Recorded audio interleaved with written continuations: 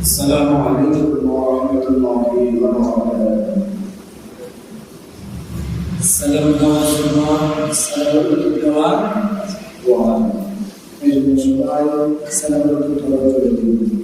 السلام عليكم ورحمة الله وبركاته.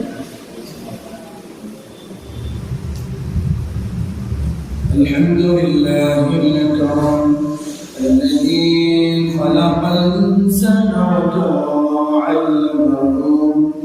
وعلمه من البيان ما لم يعلم فسبحان الذي لا يحصى امتنانه باللسان ولا بالقلم ونشهد أن لا إله إلا الله وحده لا شريك له ونشهد أن سيدنا وسندنا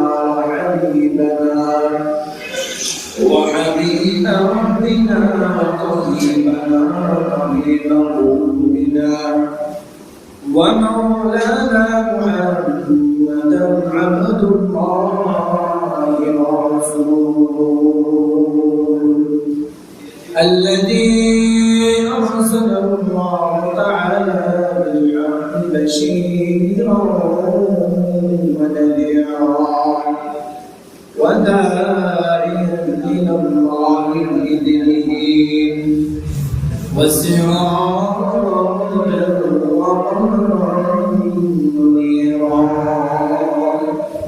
أما بعد فقد قال الله تبارك وتعالى في كلامه المجيد وفرقانه المجيد. أعوذ بالله من الشيطان الرجيم. بسم الله الرحمن الرحيم. وأقيموا الصلاة وآتوا الزكاة واركعوا مع الراكعين. صدقت يا رب العالمين. وقال رسول الله صلى الله تعالى عليه وسلم عن عائشة رضي الله تعالى عنها قال رسول الله صلى الله تعالى عليه وسلم تقول ما لا فرحة بالزكاة ما لا قط إلا أهلكت. وقال تعالى في شأن حبيبه إن الله وملائكته يصلون على النبي يا أيها الذين آمنوا صلوا عليه وسلموا تسليما. اللهم صل على محمد وعلى آل محمد كما صليت على إبراهيم وعلى آل إبراهيم إنك حميد مجيد. اللهم بارك على محمد وعلى آل محمد كما باركت على إبراهيم وعلى آل إبراهيم إنك حميد مجيد. رب زدني علما رب اشرح لي صدري ويسر لي أمري واحلل عقدة من لساني يفقهوا قولي سبحانك لا علم لنا إلا ما علمتنا إنك أنت العليم الحكيم. الحمد لله মহান রব্বুল আলামিনের দরবারে লাখ কোটি শুকরিয়া আদায় করছি যে মহান রব্বুল আলামিন একটি পবিত্র মাস রমজানের প্রথম জুমায় আমাদের সবাই আগে আশা করার বসার তৌফিক দিয়েছেন। এর জন্য সবাই কালিমাতুর শুকরিয়া আদায় করে জোরে আলহামদুলিল্লাহ। আল্লাহ পাক রব্বুল আলামিনের বড় নিয়ামত এই রমজান মাস হচ্ছে নিয়ামতের মাস, শুকরিয়ার মাস। আমাদেরকে নিয়ামত দেন কে? জোরে বলতে হবে কে দেন? আমাদেরকে সব কিছু দেন একজন, তিনি কে? আমাদেরকে খাওয়ান কে? আমাদেরকে পড়ান কে? আমাদেরকে অসুস্থতা দেন কে? আমাদেরকে সুস্থতা দেন কে? আল্লাহ। এই জন্য আল্লাহ পাক রব্বুল আলামিনের দরবারে বেশি বেশি সবসময় শুকরিয়া আদায় করতে হবে। আল্লাহ পাক রব্বুল আলামিন বলেন, আমার যে বান্দা নিয়ামত পাওয়ার পর নিয়ামতের শুকরিয়া আদায় করবে, আমি আল্লাহ পাক রব্বুল আলামিন ওই বান্দার নিয়ামত শ্রেণী বলে রাসূলুল্লাহ। আজকে যে জুমার খুতবার ভিতরে আমি একটা আয়াত তেলাওয়াত করেছি, একটা হাদিস পড়েছি। আজকে আলোচনা থেকে বুঝতে পারবেন আমাদের নিয়ামত কি জিনিস। এবং আজকের আলোচনাটা হচ্ছে যাকাত সম্পর্কে আলোচনা। যেহেতু আমাদের রমজান মাস যখন চলে আসে, তখন আমাদের যখন রমজান মাস আসে আমাদের যাকাত ফুরার দেখ না যখন কিছু দেওয়ার একটা কি থাকে, গতি থাকে। কি থাকে? যদি বলতে হবে কি থাকে, গতি থাকে। এই জন্য চিন্তা করলাম না, রমজান শুরু হয়ে গেছে, নিয়ামতের মাস, একে কত 70, তাহলে লাভের মাস, অফারের মাস। তাহলে আমাদেরকে এই অফারের মাসটা কাজে লাগানোর দরকার আছে না নাই? জয় বলে আছে না নাই? এই জন্য আল্লাহ পাক রব্বুল আলামিন আমাদের সবসময় আমাদের শুকরিয়া আদায় এই জন্য করতে বলছেন। এখন যদি রমজান মাসে যদি আমরা একবার শুকরিয়া আদায় করি, আল্লাহ পাক রব্বুল আলামিন তাহলে 70 বার শুকরিয়া আদায় করে সওয়াব দান করবেন। সুবহানাল্লাহ। প্রত্যেকটা কাজে কি লাভ আর লাভ। বাৎসরিক যে একটা লাভের মাস, যে একটা আমাদের ইনকামের মাস, ইনকামের একটা মৌসুম থাকে, সেরকম দুনিয়া যেরকম ইনকামের একটা মৌসুম থাকে, ততটুকু আমাদের একটা আমল একটা মৌসুম আছে। সে মৌসুমটা হচ্ছে এই রমজান মাস। এই জন্য আমাদেরকে রমজান মাসটাকে কি করতে হবে? কাজে। আমি কত জন্য আলোচনা করেছিলাম রমজানের মাসের সম্পর্কে, কত গুরুত্বপূর্ণ রমজান মাস। আর এই রমজান মাসে আমাদেরকে বেশি বেশি দান করতে হবে। আজকের আলোচনাটা হচ্ছে যাকাত সম্পর্কে আলোচনা। কি সম্পর্কে? যদি বলে কি সম্পর্কে? যাকাত সম্পর্কে। আল্লাহ পাক রব্বুল আলামিন আমাকে কিছু কথা বলার এবং আপনাদের সবাইকে শোনার সেই তৌফিক দান করুন। সকলে আমিন। আল্লাহ পাক রব্বুল আলামিন কুরআন শরীফের 2 নম্বর সূরা বাকারা 43 নম্বর আয়াতে আল্লাহ পাক রব্বুল আলামিন বলেন, বিসমিল্লাহির রাহমানির রাহিম وأقيموا الصلاة وآتوا الزكاة واركعوا مع الراكعين.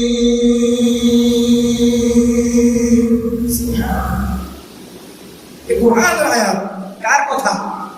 যেটা বলতে হবে কার কথা?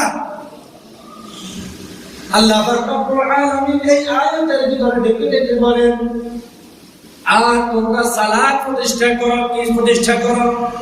সালাত প্রতিষ্ঠা করো। সালাত অর্থাৎ নামাজ প্রতিষ্ঠা করো। আল্লাহ রাব্বুল আলামিন বলেন, আমি কোরআনের মধ্যে যেখানে নামাজের কথা বলেছি সেখানে যাকাতের কথাও বলেছি। সুবহানাল্লাহ। কার কথা? আল্লাহ। আল্লাহ পাক রব্বুল আলামিন কোরআন শরীফের ভিতরে এই যাকাত সম্পর্কে আমাদেরকে ৮২টা আয়াতের ভিতরে আমাদেরকে মেসেজ দিচ্ছে। কতটা? ৮২। আমাদেরকে এই কথা, এই যাকাতের গুরুত্ব আছে না নাই? যাকাত কি জিনিস? আমাদের ইসলামের কিছু মৌলিক কিছু ফরজ আছে। যেমন নামাজটা কিন্তু সবার উপরে ফরজ। কথা বলেন, নামাজটা কি সবার উপরে ফরজ? রোজা কিন্তু সবার উপরে ফরজ। তো হজটা কিন্তু সবার উপরে ফরজ হয় না। তো তুমি বলবে যাকাতটা এটা সবার উপরে কি হয় না? ফরজ। আমাদেরকে এটা বুঝতে হবে। আল্লাহ পাক কোরআনের ভিতরে ৮২বার বলছে ঠিক, কিন্তু কাদের জন্য বলছে এই কথাও আসে না নাই? আসে না নাই? তাহলে আমাদেরকে জানতে হবে কাদের উপরে যাকাত।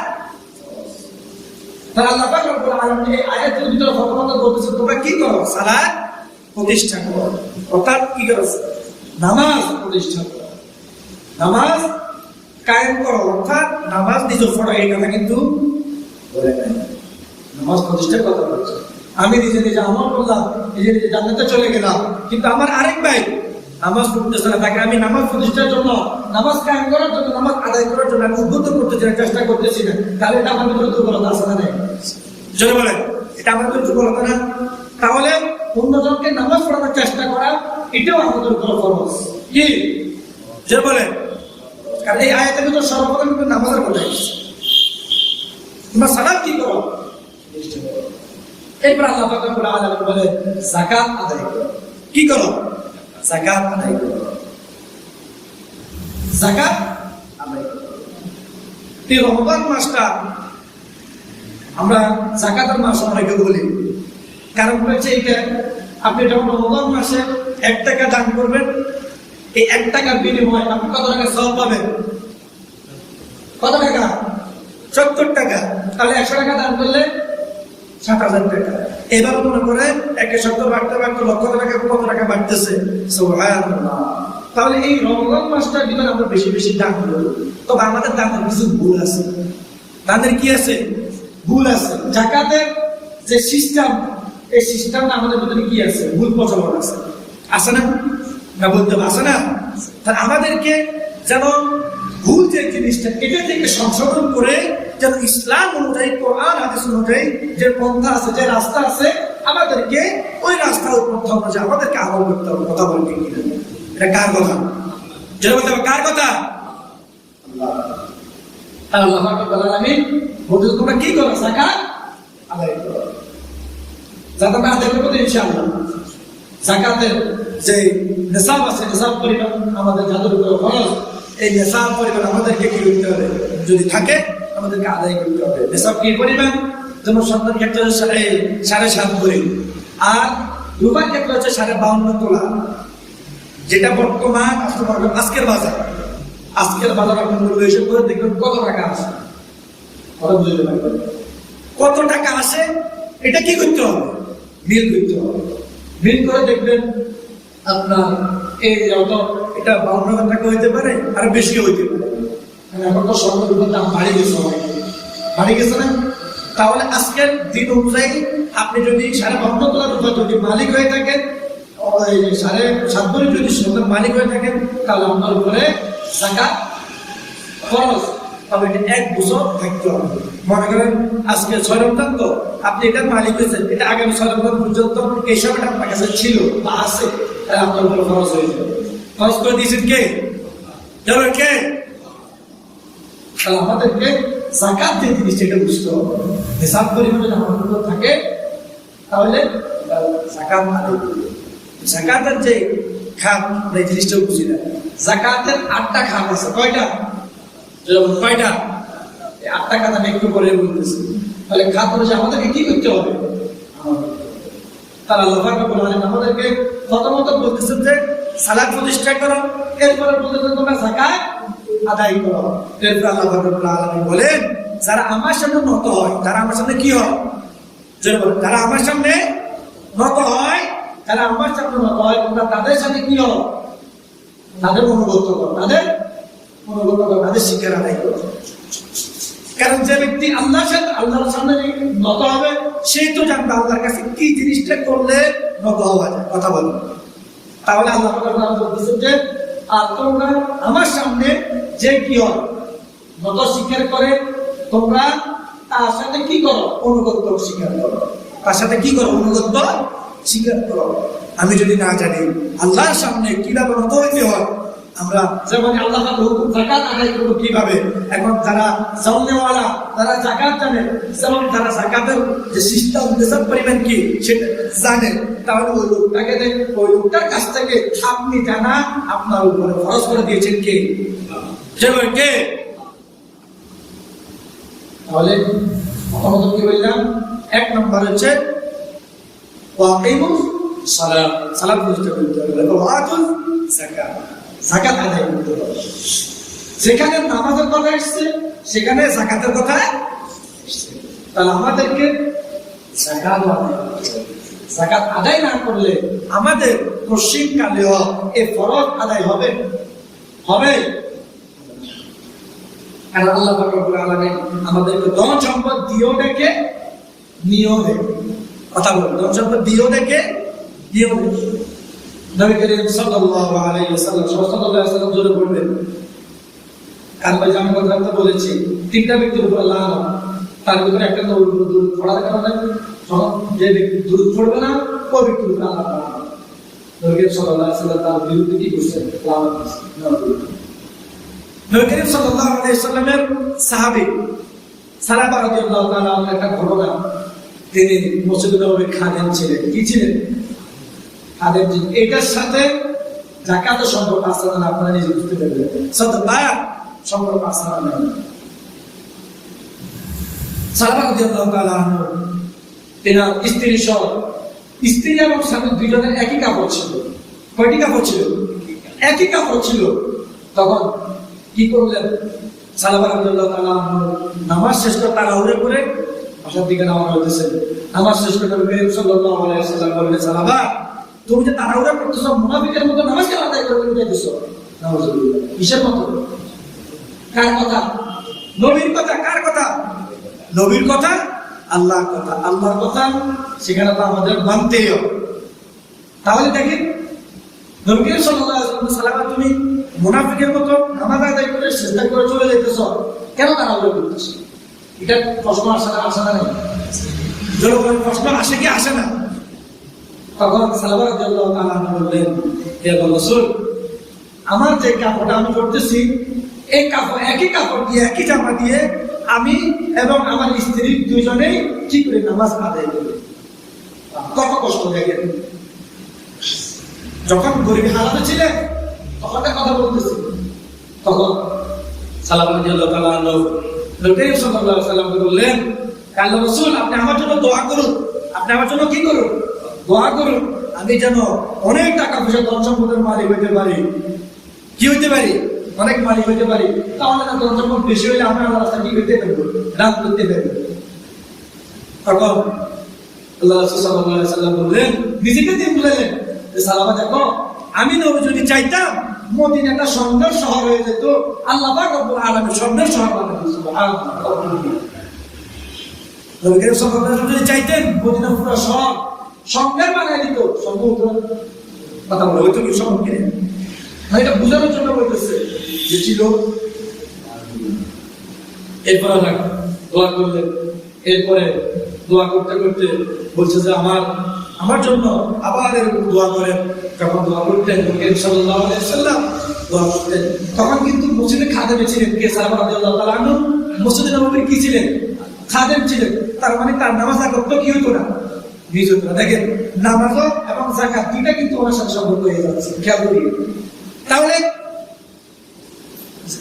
যখন উনি খাদেম ছিলেন তখন কিন্তু ইনার নামাজ কিন্তু কি হতো না?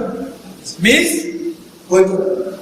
তখন ওনার সম্পদ হয়ে গেছে, একটু যখন সম্পদ হয়ে গেল, তিনি যে কুটের ঘরে ছিলেন সেটা থেকে বের হয়ে তাদের জামা কাপড় হয়ে গেছে, একটু দূরে গিয়ে মোটামুটি বকরি, ছাগল, ভেড়া, মুম্বাই ইত্যাদি গুলা কিনে একটা জায়গা করে দিলেন। এরপরে আল্লাহ সাল্লাল্লাহু আলাইহি ওয়াসাল্লামের সাথে উনি 2 ওয়াক্ত নামাজ আদায় করতেন ফরজ। কয় ওয়াক্ত? টাকা পয়সা হওয়ার কারণে নামাজের দুর্বলতা আসছে না নাই? আসে গেছে না? কথা বলে আসছে না? তাহলে প্রথমে কিন্তু মুসলিমের সাথে ছিল এবং 5 ওয়াক্ত নামাজ ফরজের সাথে কি করতো? জামাতের সাথে আদায় করতো। কিন্তু এখন টাকা পয়সা হওয়ার কারণে যে 3 ওয়াক্ত নিজে নিজে ব্যক্তিগতভাবে নিজের বাসায় মনে করতো, কিন্তু 2 ওয়াক্ত করতো মসজিদে জোহর আসর। কয় ওয়াক্ত? দেখো কয় ওয়াক্ত? 3 ওয়াক্ত। তখন কি করলেন? যখন এই বিরক্ত করলেন তখন নবী করিম সাল্লাল্লাহু আলাইহি ওয়াসাল্লাম আফসোস করে বললেন, সালাম আল্লাহর জন্য আফসোস, তোমার জন্য আফসোস। কার কথা? নবী করিম সাল্লাল্লাহু আলাইহি ওয়াসাল্লাম আফসোস কেন করলেন? কারণ তোমার যখন টাকা সম্পদ ছিল না, জামা কাপড় ছিল না, তুমি মসজিদের খাদিম ছিলে, তুমি 5 ওয়াক্ত জামাতের সাথে আদায় করতে, এখন যখন তোমার সম্পদ বেড়ে গেছে তখন তুমি মাত্র 2 ওয়াক্ত কি করতেছো? জামাত আদায় করতেছো। এরপরে তারপর আরো দোয়া করতে বলতেছেন, এরপর আরো দোয়া করলেন। এমন টাকা পয়সা হয়ে গেছে এখন আর সে ওই মদিনা শহর থাকার আর কোনো জায়গা নাই। সে মদিনা শহর থেকে চলে গেলেন অন্য এক জায়গায় যখন চলে গেলেন তখন বিশাল টাকা পয়সা বকরি অনেক কিছু হয়ে গেছে। তার টাকা পয়সা ধন সম্পদ বাড়ি গেছে, আসছে তো। টাকা পয়সা ধন সম্পদ দিয়েছেন একজন, তিনি কে? জেনে বলতে হবে কে? দেখেন তখন তিনি কি করলেন? এরপরে মদিনা শহর থেকে যখন চলে গেলেন এরপরে তিনি সপ্তাহে শুধু জুমা পড়তেন। সপ্তাহে শুধু কি করতেন? কি পড়তেন? জুমা পড়তেন। পুরো সপ্তাহে আর এক ওয়াক্ত নামাজ জামাত আদায় করতে না। তখন আফসোস নবী করিম সাল্লাল্লাহু আলাইহি ওয়াসাল্লাম বলেন, জুমা শেষ করে লোকজনকে জিজ্ঞেস করলেন, আমার সাহাবা কোথায়? সে কি জুমায় আসে নাই? তখন সবাই উত্তর দিলেন, না, তার এখন ধন সম্পদ অনেক হয়ে গেছে। তার ধন সম্পদ অনেক হয়ে গেছে, সে এখন মদিনা শহর থেকে অন্য জায়গায় চলে গেছে, তার এখন বিশাল বাসস্থান, তার এখন মুসলমানদের আসার কোনো দরকার হচ্ছে না। এই জন্য সে চলে গেছে। নবী করিম সাল্লাল্লাহু আলাইহি ওয়াসাল্লাম আফসোস করলেন, ভাই সাহাবা আফসোস, তোমার জন্য আফসোস। তখন এই তিনার কাজকর্ম দেখে আল্লাহ পাক রব্বুল আলামিন সরাসরি এই সাহাবা রাদিয়াল্লাহু তাআলা আনহুর উপর কি করলেন? সরাসরি আয়াত নাযিল করে দিলেন। আয়াত নাযিল করে সবটা আয়াত যখন নাযিল করে দিলেন, যাকাত আদায় যখন আয়াত নাযিল করে দিলেন, তখন কি করলেন? নবী করিম সাল্লাল্লাহু আলাইহি ওয়াসাল্লাম 2 জন সাহাবীকে ওই সাহাবা রাদিয়াল্লাহু তাআলা যে জায়গাতে থাকতেন ওখানে পাঠাইলেন। 2 জনকে পাঠানোর পরে ও 2 জনকে নবী করিম সাল্লাল্লাহু আলাইহি ওয়াসাল্লাম বলছেন যে সাহাবাকে বলবা যে তোমার উপরে যে সদকা আসছে তুমি সদকা করো। কি করো? সদকা করো। তুমি কি করো? সদকা করো, যাকাত আদায় করো। সদকার মধ্যে যাকাতটা আছে, কথা বলেন। সে যখন যাকাতের আয়াতটা এরপরে দিয়ে নাজিল হয়েছে, সদকা যাকাতের কিন্তু সম্পর্ক একই, দুটোটা কিন্তু কি করে? আল্লাহর রাস্তায় দেওয়া। এরপরে এই কথাটা যখন নবী সাল্লাল্লাহু আলাইহি ওয়াসাল্লাম 2 জন সাহাবীকে পাঠালেন, পাঠানোর পর সাহাবা রাদিয়াল্লাহু তাআলা বললেন যে যখন ইত্যাদি বললেন যে আল্লাহ রাসূল আপনার কাছে পাঠাইছে, আপনি আল্লাহর রাস্তায় কি করেন? দান করেন। তখন সাহাবা রাদিয়াল্লাহু তাআলা চিন্তা করে বললেন, তোমরা চলে যাও, আমি পরে চিন্তা করে দেখবো। আফসোস, ইনার যখন কিছুই ছিল না, তিনি জামাত আদায় করতে পারছেন, নবী করিম সাল্লাল্লাহু আলাইহি ওয়াসাল্লামের কথাও শুনেছেন, দোয়া করতে বলেছেন, কিন্তু এখন যখন তার কাছে টাকা পয়সা হয়ে গেছে, ধন সম্পদ হয়ে গেছে, সে আর এখন যাকাতও দেয় না, সদকাও দেয় না। তার একটাই কারণ, তার এখন টাকা পয়সা হারিয়ে গেছে। টাকা পয়সা দিয়েছেন কে? আবার ফিরিয়ে দিবেন কে?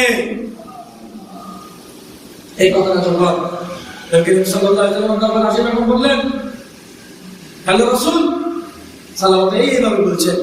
আল্লাহ রাসূল বললেন, আয় আফসোস, সালাওয়াত তোমার জন্য আফসোস। কারণ তার যখন একটা জামা ছিল, 2 জনে মিলে গায়ে দিয়ে জামাত আদায় করতেন, এবারে ঠিক মতন করতেন।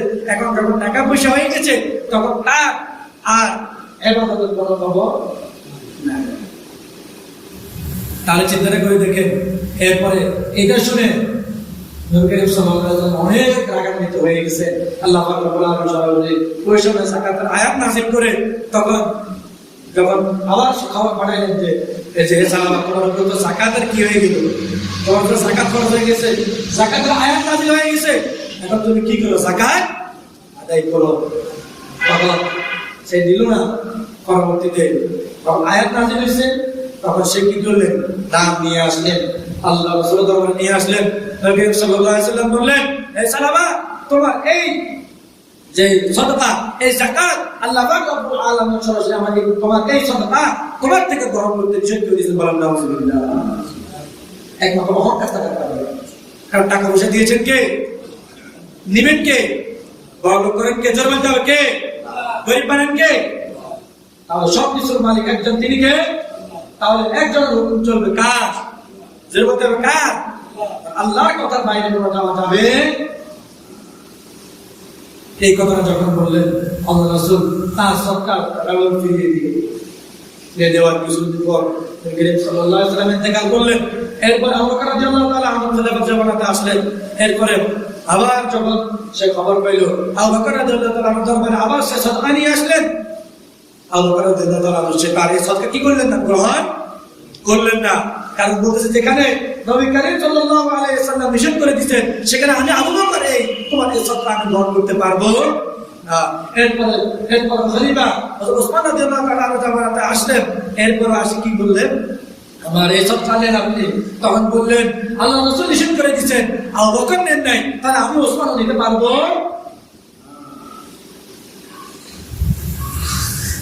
এবার দেখেন, তাহলে এরপরে ওসমান রাদিয়াল্লাহু তাআলা আনহু জামানাতে এই ক্ষমতা চলাকালীন এই সাহাবা রাদিয়াল্লাহু তাআলা ইন্তেকাল করেন। তাহলে দেখেন আল্লাহ পাক যদি একটু নারাজ হওয়ার কারণে তার এতবার তার সদকা আসছে, তার উপরে ফরজ হয়ে গেছে, সে আল্লাহর কাছে দান করতে আসছে, আল্লাহ রাসূল সাল্লাল্লাহু আলাইহি ওয়াসাল্লাম নিষেধ করে দিয়েছেন, আল্লাহ পাক সরাসরি নিষেধ করে দিয়েছেন। তাহলে আল্লাহ পাক টাকা দিয়েছেন ঠিক, তোমার যতটুকু শান্তি ভোগ করার তুমি দুনিয়াতে করো, আখিরাতে তোমার কোনো হিস্সা নাই, আখিরাতে তোমার কোনো হক। তাহলে আমাদেরকে টাকা আদায় করতে হবে তো। তাহলে আমরা এই কাহিনী থেকে, এই ঘটনা থেকে কি শুনলাম? দুটো জিনিস শিক্ষা। একটা হলো ধন সম্পদের কারণে আমাদের দূর হয়, বিশেষ করে দুইটা জিনিস যেটা আমাদের উপর ফরজ পড়ে। এক নাম্বার হচ্ছে নামাজে দুর্বলতা চলে আসে, কারণ টাকা পয়সার কারণে চিন্তা হয়, টাকা কি করবো, ব্যবসা বাণিজ্য আমাদের ইত্যাদি দুনিয়া নিয়ে আমাদের কি চলাফেরা। এরপরে আসে দুই নাম্বার হচ্ছে যখন জাকাতের সময় চলে আসে, তখন আমাদের ভিতরে যে ভুলটা থাকে, আমরা জাকাত দিয়ে দিই কিভাবে?